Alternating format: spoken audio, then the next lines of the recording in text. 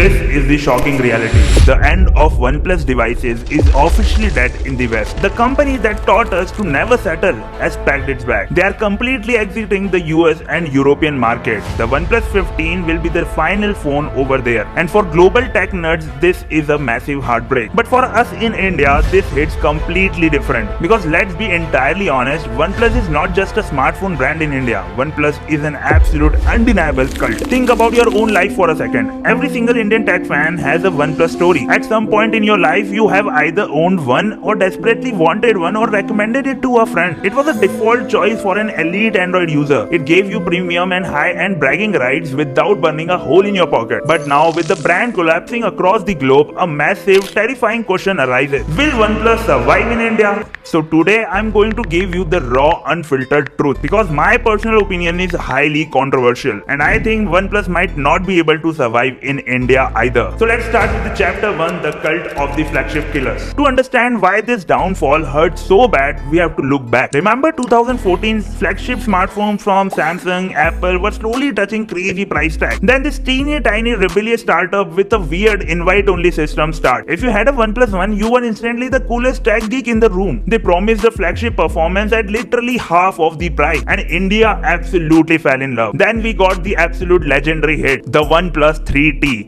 A phone so incredibly balanced it refused to slow down even after years. Then the OnePlus 5T, which brought the modern sleek look to the masses. And then the absolute golden era, the peak of smartphone innovation, the OnePlus 7 series. That beautiful, clean, uninterrupted display with the motorized pop-up selfie camera, no notch, no punch hole, just pure screen real estate. We felt like we were living in the future. Even recently, when price started creeping up, the Note series came to the rescue. It brought the signature fast and smooth experience down to the entry-level and mid-range budget gamers. OnePlus expanded our entire tech market, giving us premium tech at beautiful prices. But slowly, silently, the corporate gears started shifting. Chapter 2, the identity crisis and the Oppo takeover. What made those early OnePlus phones an absolute religion in India? It wasn't just the aggressive pricing or the top-tier Snapdragon processor. It was the soul of the phone. OxygenOS. It was clean, it was blistering fast, and it had zero bloatware. It felt closer to pure Android than Google's own phone. But then Carl Pei left the company. OnePlus deeply merged its operation with its parent company Oppo, and the identity crisis began. OxygenOS was slowly diluted, looking more and more like Oppo's ColorOS. Users started complaining about the random software bugs, battery drains, and motherboard dying. And now the final nail in the coffin has been officially announced. OxygenOS is being killed off permanently. Starting from the upcoming Android 17 update, every single global OnePlus device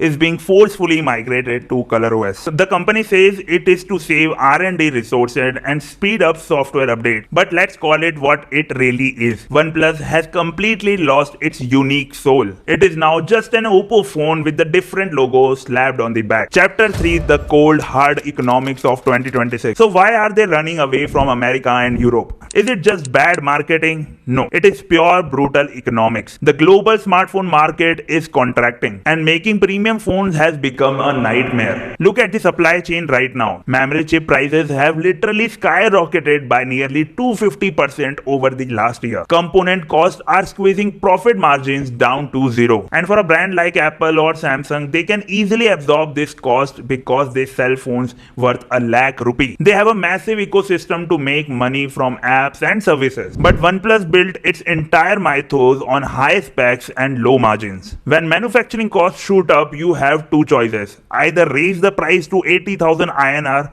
and fight to Apple directly or settle for a cheaper build quality. And when OnePlus started rising the price, the consumer logic break. If someone is spending 70 to 80,000 rupees, they will almost buy an iPhone or Samsung Ultra phone. The flagship killer strategy is financially impossible to sustain in 2026. Chapter 4, the India question, will it actually survive? Now let's address the massive elephant in the room. OnePlus India has immediately released a statement saying, chill guys, business as usual, we are not going anywhere. They are talking about their 600 plus service centers and an upcoming roadmap of new devices. But on paper, India is their golden goose, accounting over 40% of their global shipment. But do not let that PR statement fool you. The ground reality is incredibly dark. Look at the official data from from Tech Insight and IDC. OnePlus global market share has been on a scary continuous decline for consecutively 3 years. In India alone, their market volume literally crashed down from 4% down to just 2% in a year. Think about the massive offline retail disaster. Over 4,500 mobile retail stores across South and West India completely stopped selling OnePlus phones. And you ask why? Because the profit margins given to the local shopkeepers were incredibly low. And after sales supports was a nightmare. In India, if you lose the trust of the offline mainstream market, you are playing a losing game. And at the exact same time, the competition has turned into an absolute bloodbath. Challenger brands like iQOO and Vivo are aggressive as hell,